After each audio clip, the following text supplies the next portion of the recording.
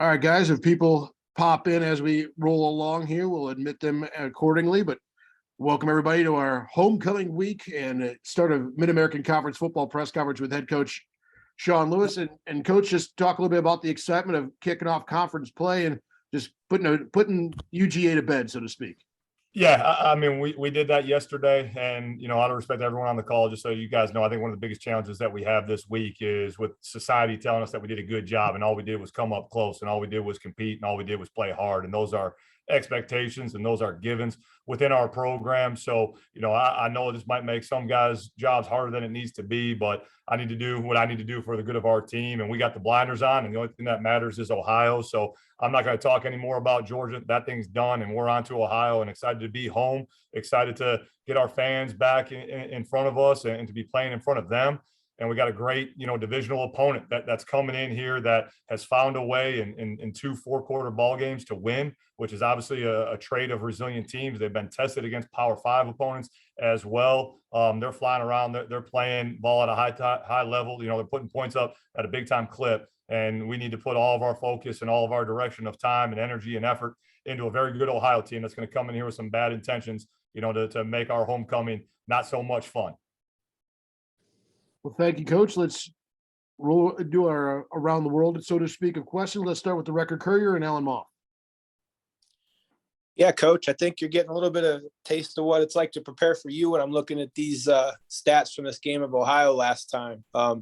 Just crazy stuff that was put up some of these numbers. Obviously, they'll get the attention of your defense. Just talk about what you got to deal with here with this offense, especially.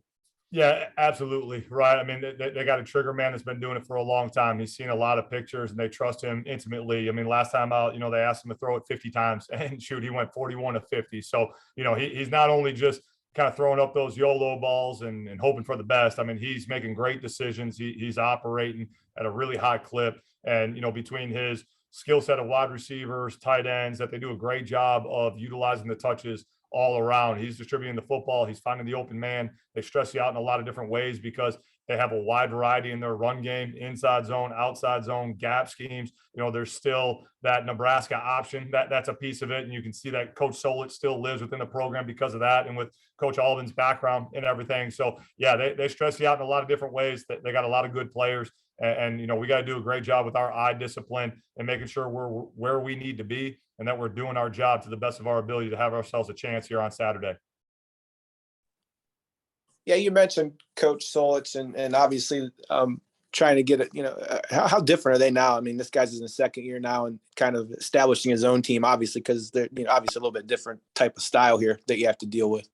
Yeah, a touch, right? But Coach Albin had been with Coach Solich for a very long time, even prior to, Ohio. And there was a reason why that program that had been established was handed to him, and he's cared for it the right way. I think the timing of everything that played out last year, was a tremendous job to him and his staff and the way that they handled that. But you could tell, having a full off season, implementing, their schemes and the nuances that they want to. New defensive coordinator coming over from Miami of Ohio. So we have some history with Coach Nowinski as well. So he's refining it. He's making it his own. And again, I think the best thing that you can point to is that the kids are playing incredibly hard. And in the contests that have come down to the wire in these four-quarter ball games, week one and last week against Florida Atlantic and against Fordham, they're finding a way to win. And they're doing that in a lot of different ways. But a lot of that relies upon, their quarterback, their offensive style to play and dictating the pace of play with the way that they do things. Flipping over to you, just can you talk, obviously talked about Devontae's, kind of the emergence. I remember last year, I think it was pretty sure it was a bowl game. He had a huge catch for a touchdown. Talk about that and kind of getting them going and bringing that into this year and just really taking it up to another notch here so far. Yeah, I mean, there was really that emergence, as you alluded to, and we've talked about really when bowl season hit. I think he connected the dots really to know and understand, okay, Keyshawn Abram has one more game and then, quote unquote, it's his time that he has to earn and his opportunity has come. And you saw him pivot and you saw his approach and you saw how he handled things moment to moment be different all through bowl prep. And then because of that way that he handled things moment to moment and just doing the next thing the right way, he has a splash play for an 80+ yard touchdown in the bowl game. And then again, I think that gives him confidence because he was able to put in true work through the bowl prep and everything, and that led to good results for him. So when he came back, there was a good, quiet confidence about him. He knew that he had a long way to go, and he still does. He'll be the first to tell you. I mean, he's one of the most humble, soft-spoken, hungry kids that we have in the organization. But he's just put his head down and he's worked, and he's always looking for more answers. He spends an unbelievable amount of time with Coach Middleton, just looking at the nuance of the position, and he's finding ways to put himself in great position to be successful. And then again, the results are coming because of the work that he's put in. To have the explosive touchdowns that he's had against the quality of opponents that we've played, speaks volumes to who he is, the way he's developed himself mentally, physically, emotionally, to be able to perform regardless of the arena. Is he kind of one of those guys that I think according to his bio here, he was at North Carolina Central. They didn't end up playing a game and he ended up coming with you guys. Just talk about probably not a real highly recruited kid then, I'm assuming, and how you found him and developed him this quickly. Yeah, well, unique journey for him. He was committed to an FBS institution in high school, ended up having a season-ending injury his senior year of high school, and there was a coaching change to where he was committed. And so he was, he was kind of left out there during that coaching change. And unfortunately, fortunately for us, he ends up finding a home, where he was. And then because of the COVID situation, didn't end up playing that year, hopped in the portal. We were able to get him on campus during that weird time where the talent acquisition and recruiting rules were different, where you could do the on-campus evaluation. So there wasn't a whole lot of tape, but we were able to get him to campus and work him out and, saw, okay, hey, here's this. I mean, he was a skinny old thing, raw product that just hadn't had time to develop because of the injury his senior year and just where he was and lack of resources and things of those nature, right? So we knew that we could bring him in to our shop with the character that he had. He was going to be willing to work. We could put the resources and the infrastructure around him because of, the stability that we have. And he soaked it all up. And again, he's put in the work. He's developed his body. And, it's just a testament to the staff being thorough in the evaluation process and knowing there's a bunch of great players out there. You just got to go look for them and find them. Touch on your offensive line. I mean, coming into this year, that was obviously a question with only 2 starters coming back. Talk about where that unit is in your eyes coming into MAC play.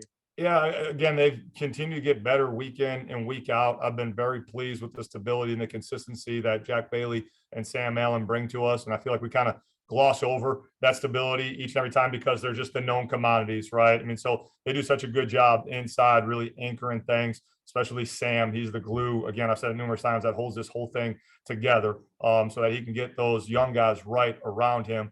Marcellus Marshall has been doing an unbelievable job at left tackle. He gave up 1 sack early, here, but he's done a really nice job settling in. And then again, I think the combination of Ratliff and Savion Washington on the right side, they do a good job and continue to get better and better working in tandem together. I mean, so we're good. We're on the right trajectory. I mean, there's plenty of room for growth and plenty of room to get better. But I feel confident about what we're going to be able to do as we head into conference play.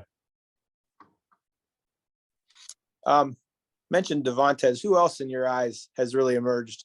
Really, kind of farther along than you thought they would be maybe coming into MAC play here? We've talked about Gavin Garcia. I think he continues to add value.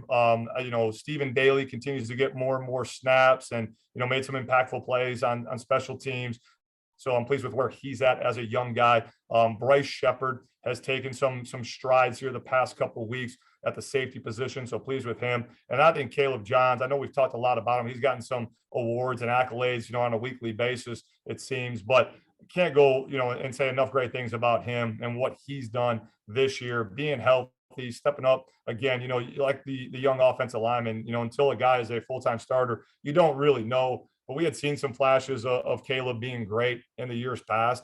And, now as an every down player, I mean, he's battling through injuries, battling through bumps and bruises. I mean, and he is just a true warrior in between those white lines and, is quickly developing and being like the heart and soul of that unit and really feeds the energy on that side of the ball, along with CJ West, along with Weezy. But Caleb's doing a heck of a job for us.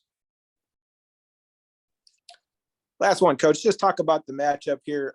You get into MAC play, the familiarity is back. What do you need to do both sides of the ball Obviously, the ordinary things, but what needs to happen for you guys, maybe mentally and physically this weekend to get it done? Yeah, I mean, I think the biggest thing mentally is to put the blinders on, right? And to take feedback from reality within our building and not necessarily what society's saying, to where there's all these pats on the backs. I was leaving the facilities yesterday and there was a parent that was like, bringing one of their students back from a weekend. And like, he started clapping like, way to go, coach. And it's like, all right, we came up short. Like you don't get anything for coming close. Right. And so I know that's happening. If it's happening with me, it's happening with all the guys. So politely to everyone in the Kent State community, thanks for your support, but we didn't win. So it really wasn't a good job. And so we got to put those blinders on and know that we got to get better. And then just physically, we got to make sure that we do a great job with our recovery, with our hydration, and just getting our bodies back right and getting back to close to 100%. Because that was a 4-quarter fight and that was a battle, and our guys fought through it. And I was proud of their resiliency with everything. But the mental preparation has to be great this week for Ohio, so that we can get their offense off schedule, so we can apply a little bit of pressure that way. And then conversely, we got to do a great job. There's going to be some new nuances that we haven't seen on tape. Coach Nowinski and his front, they do a great job. They're very, very active. They're very multiple in each game. They've kind of played each team a different way. So again, the mental preparation is going to be key. The ability to focus on the task at hand, and everything's about Ohio as we go forward and putting our time and energy into them and making sure that we're working in the right direction together as a family so that we can earn the right to win again on Saturday. Thanks, Coach. Thank you, Alan. Let's move it over to Jack Brady from TV2. Any questions here for Coach? Yeah, Coach, obviously, MAC opener Saturday. It's a simple question, but how important is it for you guys to get off to a good start and to start 1-0 in conference play? I think it's just important to win, right? When you have the opportunity to respect that process moment to moment to moment, to do the next right thing, that's huge, right? And again, everything that the kids have done, all the work that they've put in, at the end of the day, like, we got to find a way to score one more point than Ohio. We know all these MAC games, anyone at any given time, right? You just look around the league at what happened last week, and from what happened earlier in the season, you kind of predict and expect certain outcomes, and then you look at the scores and you see what plays out, and you're like, oh, okay, yep, okay, get it. Like, so you got to be on it. You got to prepare the right way. You can't take anything for granted, and you got to have the competitive stamina and the competitive maturity to know, like, this is going to be a 4-quarter fight, like every single year, especially with these guys. This is going to be another battle, and we have not been on the right side of one of those 4-quarter fights, right? Like, that's an advantage for them that they have been in, and they've been into 4-quarter battles that they found the right way to win. Given our situations and where we've been, we're going to come down to it, and there's going to be some critical moments in the 4th quarter where we got to be locked in because of our preparation throughout the course of the week, so that we can start this thing off the right way. And again, be able to call ourselves winners because we earn the right to do that. You talked about it a little bit after the Long Island game, but how important is it for the crowd to show up on Saturday, to pack Dick Stadium, and to make homecoming weekend a big, big advantage for you guys on the field? Yeah, it's everything, right? It can be such a competitive advantage when you're at home. You can look at, again, other environments that we've been in and other situations that we've been in, to where, when that opposing team's out on offense, we got to have 20,000 people in Dick Stadium rocking and rolling and cheering and giving everything for these young men, because they give everything for the university, right? And that's how it all works together. So again, regardless of whatever anyone believes, what we all can agree upon is coming together to celebrate what is Kent State University, to come on home, to celebrate together in Dick Stadium, and to cheer on our Golden Flashes to another victory when we earn the right to do that. Thanks, Coach. Absolutely. Let's throw things over to the voice of the Golden Flashes and Rob Polinsky. Rob, any questions here for Coach? Yeah, Coach, can you talk about the back end of the defense, the corners and the safeties together, and, your thoughts on how that unit has played? I thought they've played really well to this point.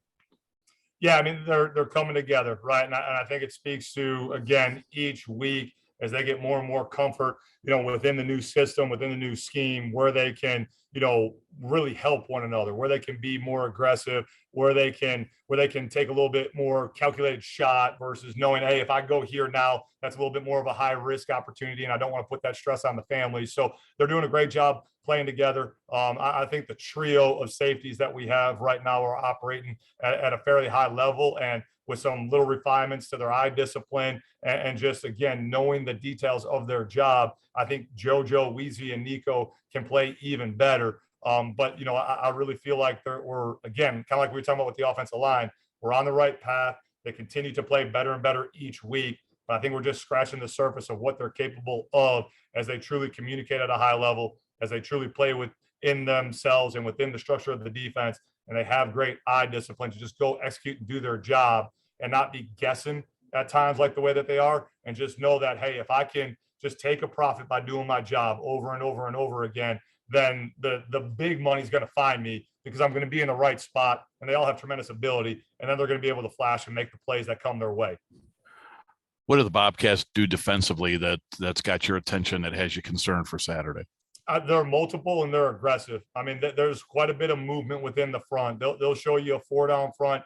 They'll show you a 3 down front. They have no qualms about selling out and playing cover 0. You know, it's almost like this mindset of like, hey, we're going to get home before that quarterback can get the ball off. So we got to do a great job IDing the front, making sure that we're good pass pro wise so that we can stay upright and hopefully take advantage of some shots downfield.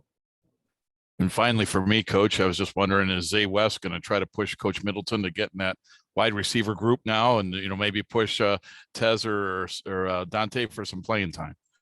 I mean, I think he's got a nice little role where he's at and the skill set that he has. You know, I don't think he's going to be challenging quite so much for too many snaps offensively, but he adds some value in the spots that we ask him to. Thanks, Rob. Let's go over to your color man and Tom Evans. Tom, any questions here for Coach? Yeah, Coach, I'm going to spin off that a little bit. You seem to have a pretty deep bag of tricks offensively and special teams. Is that something you tailor make for your opponent, or is that something you guys start working on in summer camp and say, okay, this week we're pulling this one out? How do you approach some of the, some of the shifts, the double passes, the multiple fakes that we've seen from your group? I mean, the kids love that sort of stuff, right? I mean, so we can get as creative as we want with it, because when it comes to that section of the install week in and week out, I mean, the guys eat it up. You know, like Zay wants to know if there's something like what we did for him and what we've done, weeks prior, that he's eager and he's hungry to learn that, like that stuff's exciting to him. So it's a quick download on the guys, and they absorb that quickly. And, we just got to study each opponent. And if there's things that pop up and show up that we can take advantage of, like, hey, like all I'm trying to do again is score one more point than the opponent each and every single week. So however we need to do that, we're going to find a way to get it done. Coach, you've always emphasized last 4, first 4. Is that something that you can work in a practice, or is that just a mentality that you try and get the team thinking about, or is that something you physically work on in practice? So both, and appreciate the question. I mean, we want to pride ourselves on being high football IQ, right? Like we kind of talk all the time when we're in spring ball, when we're in training camp, we want to teach the game, better than anyone in the country, so that our kids can have a high football IQ when it comes to situational football. Like just yesterday, part of that education, obviously learning and growing from what we did on Saturday, but then there was that opportunity to teach and to learn and to grow from what happened in the Mizzou-Auburn game, where they're in overtime, the Mizzou back broke out and he reached and extended the ball across the goal line when he didn't have to. He fumbled it. It ends up being a touchback. Mizzou lost by 3 in overtime. So wherever those examples show up, I mean, we're going to show them to our kids. And when it comes specifically to the middle 8, there's different ways that we drill it and that we practice it. Within our practice, we build in a break to kind of simulate halftime. And we like to bookend kind of competitive periods before that break, after that break. And then we'll put an ice cream sandwich on the line or a freezy pop on the line, so that we, it pays to be a winner, and we want to win those segments of the day. And so we can put an emphasis on all those different situations. But end of half, end of game, start the half, middle 8, there's those key factors that you can point to that determine football games, no matter the level, that we want to be great at. Good stuff, Coach. Thank you. Absolutely. All right, guys, one last call for any follow-up questions or final thoughts here for Coach. All right, Coach, we'll let you get back to the drawing board. We'll see you Thursday night for our coaches show, and hopefully talk about a big homecoming victory against the Bobcats come, we'll call it Saturday evening. That'd be good. Look forward to seeing everyone at Dick Stadium this Saturday. Go Flashes.